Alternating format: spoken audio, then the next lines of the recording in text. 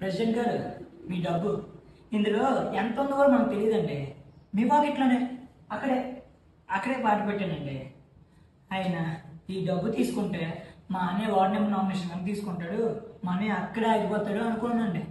కానీ ఆల్రెడీ బాబు కత్తి ఇక్కడ పెట్టేసుకొని చచ్చిపోతున్నానండి. అది చూసి నేను చచ్చిపోయానండి బాబాయ్.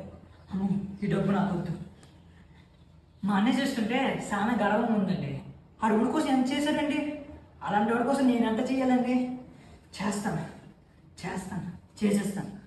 చెప్పడం మర్చిపోయినండి, ప్రెసిడెంట్ గారు ఏవో పూజలు చేస్తారు, ఆయన వెనుక చాలా శక్తులు ఉన్నాయి, ఆయనకి ఎవరిని ఎదురైతే ఆ శక్తులు వాళ్ళని చంపేస్తాయని ఊళ్ళో ఏదో అనుకుంటున్నారండి. అదేనండి ఆ ఓబుల్ గారు వెంకట్ గారు ఎరసీను ఇలానే చనిపోయాడు కదండి ప్రెసిడెంట్ గారు. అవన్నీ నిజమో కాదు మీకే తెలియాలండి మహానుభావులు. ఒకవేళ అదే నిజమైతే మీ శక్తులకు ఒక మాట చెప్పండి.